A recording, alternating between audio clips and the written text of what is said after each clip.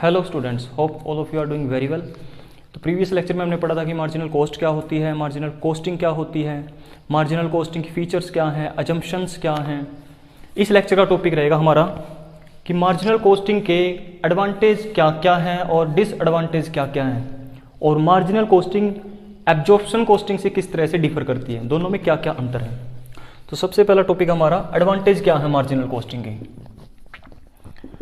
Marginal costing के advantage क्या क्या होंगे। फर्स्ट हम लिख लेते हैं एडवांटेज।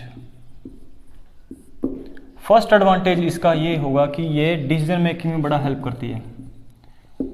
डिसीजन मेकिंग में हेल्पफुल है। कैसे?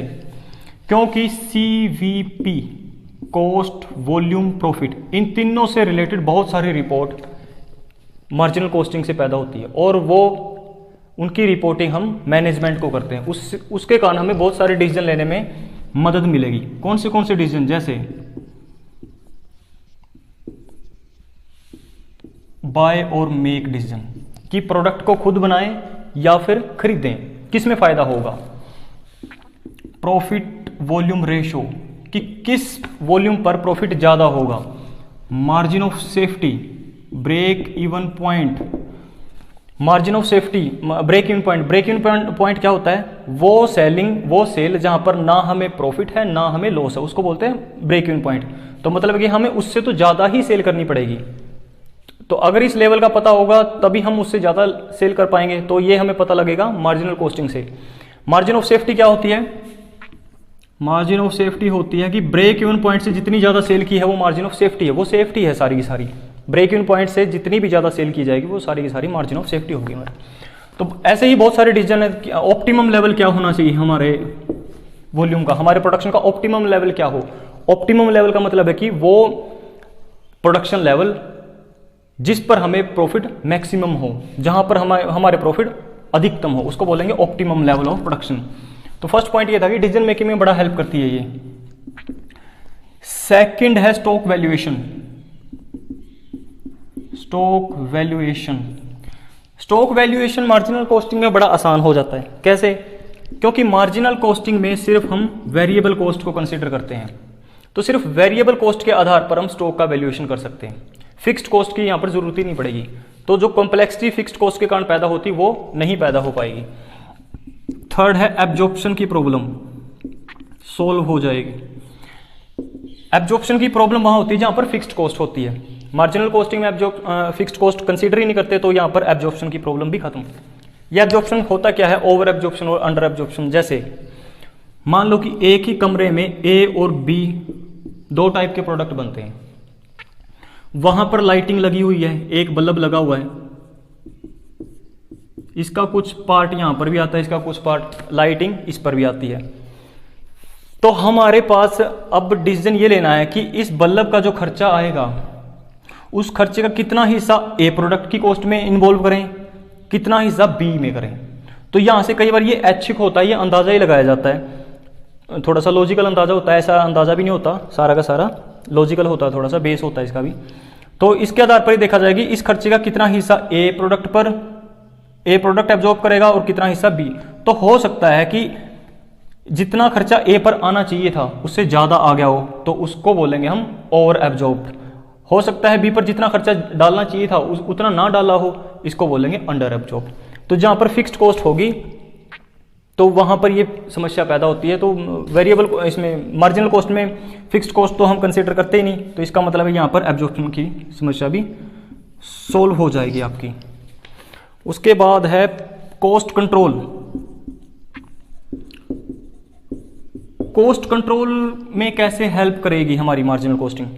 देखो, एक पॉइंट तो ये है कि यहां पर सिर्फ वेरिएबल कॉस्ट को कंसीडर करते हैं। वेरिएबल कॉस्ट में क्या क्या आता है? मटेरियल सबसे बड़ा पार्ट, तो लेबर सबसे बड़ा पार्ट होता है मटेरियल, फिर लेबर और फिर होते हैं डायरेक्ट ओवरहेड। तो अकेला मटेरियल ही 65 to 70% कॉस्ट होती है, अकेले मटेरियल में ही।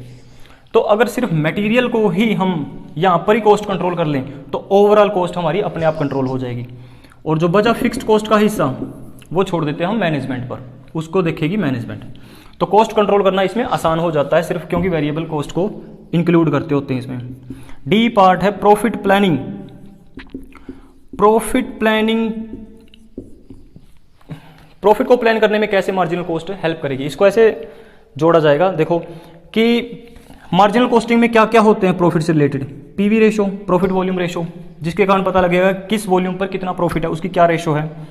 ब्रेक इवन पॉइंट पता लगेगा ताकि हम प्रॉफिट में चलें, क्योंकि ब्रेक इवन पॉइंट वो पॉइंट है सेल का जहां पर हमें ना प्रॉफिट है ना लॉस है। तो ब्रेक इवन पॉइंट का पता लग जाएगा तो हम अपने आप उससे ज़्यादा ही सेल करेंगे। उसके बाद मार्जिन ऑफ सेफ्टी, ये जितनी ज़्यादा होगी उतना ही बिजनेस सिक्योर है, क्योंकि मार्जिन ऑफ सेफ्टी क्या होती है, ब्रेक इवन पॉइंट से जितना भी ज़्यादा प्रॉफिट है वो सारा का सारा मार्जिन ऑफ सेफ्टी होती है। सॉरी, ब्रेक इवन पॉइंट से जितनी भी ज़्यादा सेल है वो सारी की सारी मार्जिन ऑफ सेफ्टी है। तो ये जितनी ज़्यादा उतना ही बिजनेस सिक्योर होगा। तो प्रॉफिट प्लानिंग करने में हम इन बातों को इंक्लूड कर सकते हैं। तो हम कह सकते हैं कि प्रॉफिट प्लानिंग में हमारी जो मार्जिनल कॉस्ट है वो बहुत मदद करती है। इसके बाद नेक्स्ट पॉइंट है मैनेजमेंट रिपोर्टिंग। मैनेजमेंट रिपोर्टिंग, ये पॉइंट पहले भी आ चुका है वैसे तो। कॉस्ट, वॉल्यूम और प्रॉफिट से रिलेटेड बहुत सारी इंफॉर्मेशन जो हमें मार्जिनल कॉस्ट प्रोवाइड करती है वो हम मैनेजमेंट को भेजते हैं, जिसके आधार पर वो डिसीजन ले पाती है। तो हम कह सकते हैं कि मैनेजमेंट रिपोर्टिंग में भी मार्जिनल कॉस्टिंग बड़ा हेल्प करेगी। नेक्स्ट पॉइंट है आपका कॉम्प्लीमेंट्री। कॉम्प्लीमेंट्री, कॉम्प्लीमेंट्री का मतलब क्या हुआ, पूरक। जैसे मार्जिनल कॉस्टिंग का ओवरऑल मतलब ये है कि कॉस्ट, एक मकसद इसका ये भी होता है कि हम कॉस्ट को कंट्रोल करें। लेकिन कॉस्ट को कंट्रोल करने के और भी बहुत सारे तरीके हैं। कौन से? बजटरी कंट्रोल है, स्टैंडर्ड कॉस्टिंग है।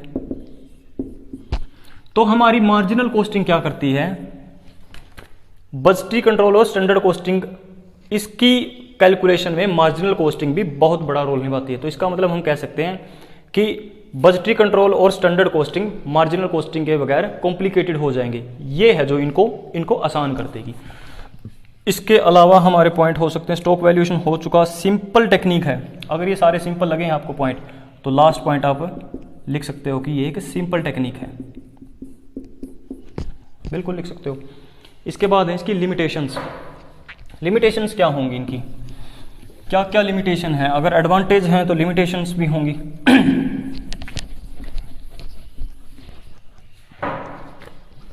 लिमिटेशन ऑफ, इंपॉर्टेंट टॉपिक है ये, लिमिटेशन ऑफ मार्जिनल कॉस्टिंग।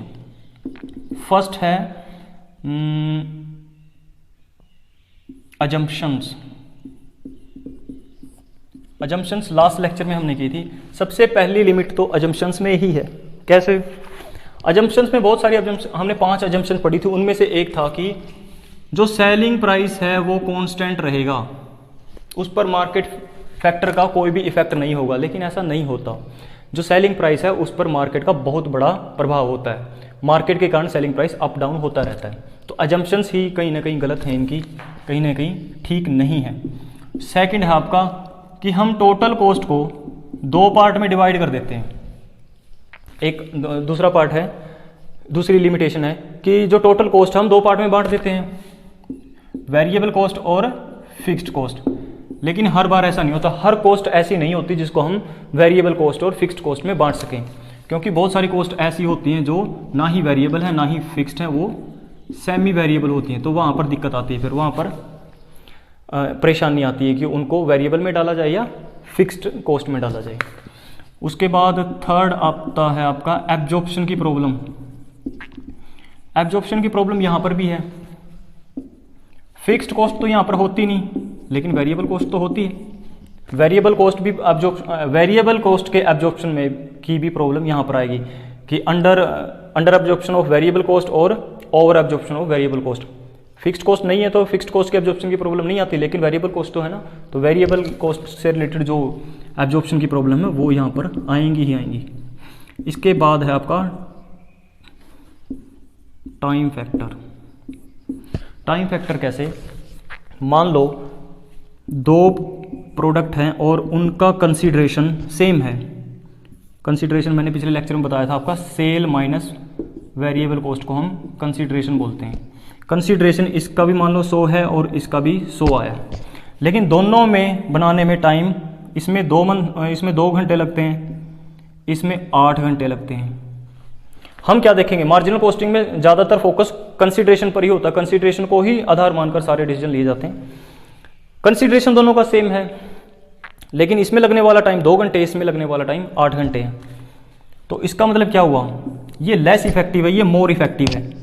अगर ऐसे देखा, अगर टाइम के फैक्टर को कंसीडर करें तो ये लेस इफेक्टिव है, क्योंकि यहाँ पर मटेरियल 8 घंटे तक फंसा रहेगा इसमें। ये मोर इफेक्टिव है क्योंकि ये 2 घंटे में ही बन के तैयार हो जाता है। तो हम कह सकते हैं कि टाइम फैक्टर को यहाँ पर नेग्लेक्ट किया गया है। यहाँ पर सिर्फ क्या देखा जाता है, सिर्फ कंसीडरेशन देखते हैं कि कंसीडरेशन सेम है तो दोनों प्रोडक्ट उनकी एफिशिएंसी सेम है। लेकिन ऐसा नहीं होता, अगर टाइम फैक्टर को कंसीडर करें तो उनमें लगने वाला टाइम को अगर कंपेयर करें तो रिजल्ट कुछ और ही आएंगे। नेक्स्ट है आपका standard cost, budget cost. 5th point, standard costing और budgetary costing, budgetary control, sorry. Standard cost और बजट कंट्रोल दोनों ही कॉस्ट कंट्रोल करने के तरीके हैं और वो मार्जिनल कॉस्ट से आसान है। तो इसलिए एक लिमिटेशन इसकी ये भी होगी कि स्टैंडर्ड कॉस्ट अब जब करनी ही हमने कॉस्ट कंट्रोल है तो बजट कंट्रोल से भी कर सकते हैं और स्टैंडर्ड कॉस्ट से भी कर सकते हैं, जो कि इससे बेटर है।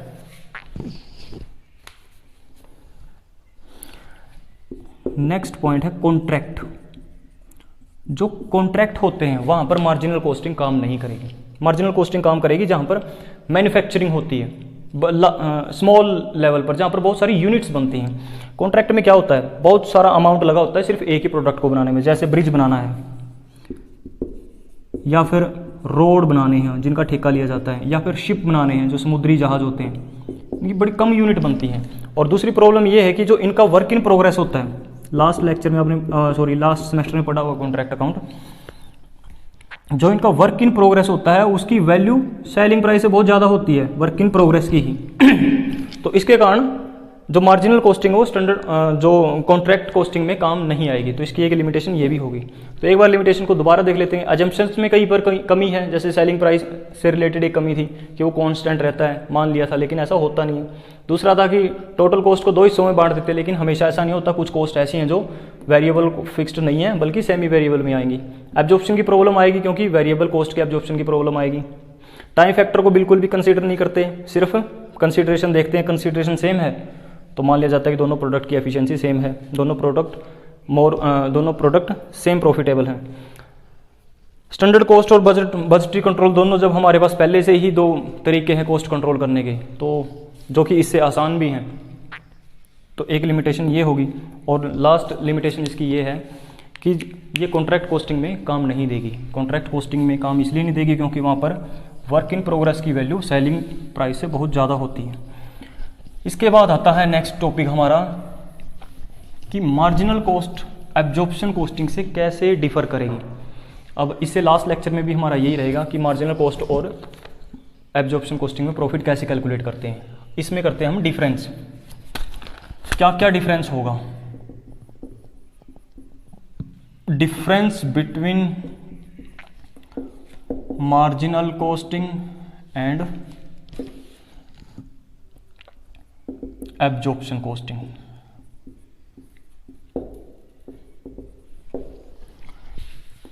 फर्स्ट तो है प्रोडक्ट की cost. Product cost marginal cost में सिर्फ वेरिएबल को मार्जिनल कॉस्ट में इसके 2 टुकड़े करते हैं हम, वेरिएबल कॉस्ट और फिक्स्ड कॉस्ट। यानी कि नहीं, फर्स्ट आपका प्रोडक्ट कॉस्ट। जो मार्जिनल कॉस्ट है वहां पर प्रोडक्ट की कॉस्ट सिर्फ वेरिएबल कॉस्ट को मान लिया जाता है, यानी कि सिर्फ वेरिएबल कॉस्ट को ही हम प्रोडक्ट कॉस्ट से चार्ज करेंगे मार्जिनल कॉस्टिंग में। लेकिन एब्जॉर्प्शन कॉस्टिंग में वेरिएबल कॉस्ट और फिक्स्ड कॉस्ट दोनों को ही प्रोडक्ट की कॉस्ट में इंक्लूड किया जाता है, दोनों को ही प्रोडक्ट की कॉस्ट से चार्ज किया जाता है। इसमें फिक्स्ड कॉस्ट को प्रॉफिट से चार्ज करते हैं और वेरिएबल कॉस्ट को प्रोडक्ट की कॉस्ट से चार्ज करते हैं। लेकिन यहाँ पर ऐसा नहीं होता। एब्जॉर्प्शन कॉस्टिंग में वेरिएबल कॉस्ट और फिक्स्ड कॉस्ट दोनों को ही प्रोडक्ट की कॉस्ट से चार्ज किया जाता है। सेकंड है stock valuation. Stock valuation marginal costing में सिर्फ वेरिएबल कॉस्ट का आधार पर ही स्टॉक का वैल्यूएशन होता है, लेकिन एब्जॉर्प्शन कॉस्टिंग में वेरिएबल कॉस्ट और फिक्स्ड कॉस्ट यानी कि टोटल कॉस्ट के बेस पर ही स्टॉक का वैल्यूएशन होता है। थर्ड पॉइंट है आपका